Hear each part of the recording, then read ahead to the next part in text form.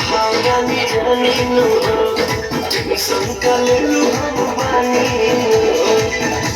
मारिया के पास पहुंच के ओनी धानिया ओनी धानिया ओ खाबू से ना धानिया बोली